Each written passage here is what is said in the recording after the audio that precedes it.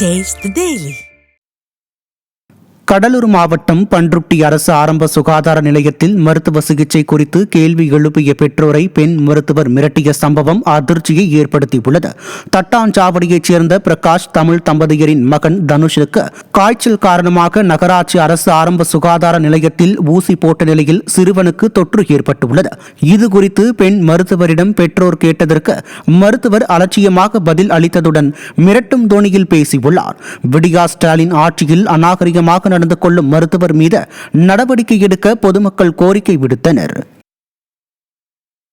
என்ன பேசுறீங்க? ஒரு குழந்தைக்கு வெயிட் பண்ணி உங்களுக்கு பார்த்தனா நீங்க வந்து உங்களுக்கு அறிவு இருக்கா கேக்குறீங்க. உங்களுக்கு எங்க வேணா போய் சொல்லுங்க, யாரு என்ன கம்ப்ளைண்ட் பண்ணீங்கன்னு சொல்றீங்க. இதுதான் நீங்க பேசுறதா? உங்கள்ட்ட பேசணும் அவசியம் இல்லைங்க. வொர்க் இன்டரப்ஷன்க்கே வந்து பேஷண்ட் மேல கேஸ் போடலாம். ஐபிசி என் மேல போடுங்கன்றேன். ஏங்க ஃபர்ஸ்ட் கேஸே உங்களுக்கு டோக்கனே நான் தாங்க நிக்கிறேன். என்கிட்ட என்ன பேசிட்டு இருக்கீங்க? வல்கர வார்த்தை விடுறீங்க, ராங்க வார்த்தை விடுறீங்க. என் சீட்ல நீங்க வேணா உட்காந்து பாருங்கன்றீங்க. இதுதான் ஒரு ஹாஸ்பிட்டல் சொல்றதா? நான் ஏங்க அதுக்கு தானே நீங்க இருக்கீங்க.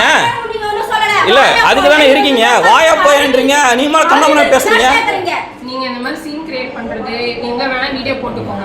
ஆனா உங்களுக்கு கடவுள் என்ன செய்யணுமோ ஏங்க கடவுள்ல கொஞ்ச முன்னாடி தான் கம்ப்ளைண்ட் கொடுக்க போறேன் நீங்க ஸ்டேஷன்ல.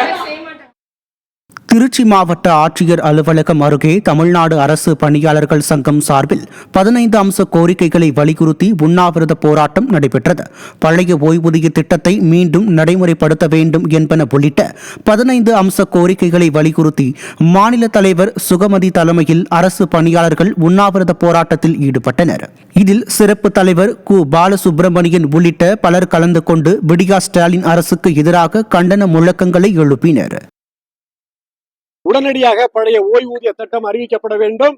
ஓய்வூதியம் இல்லாத தூய்மை காவலர்கள், ஓய்வூதியம் இல்லாத பணியாளர்கள் எந்த துறையில் இருந்தாலும் அத்துணை அரசு பணியாளர்களுக்கும் உடனடியாக ஓய்வூதிய திட்டம் உருவாக்கப்பட வேண்டும்.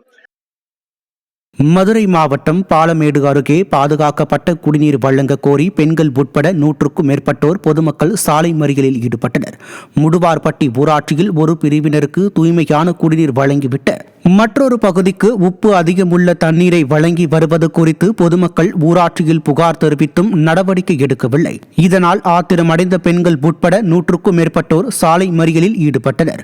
விடியா ஸ்டாலின் அரசு அதிகாரிகளின் அலட்சியத்தால் தூய்மையான குடிநீர் கிடைக்காமல் தவிப்பதாக பொதுமக்கள் குற்றம் சாட்டினர்.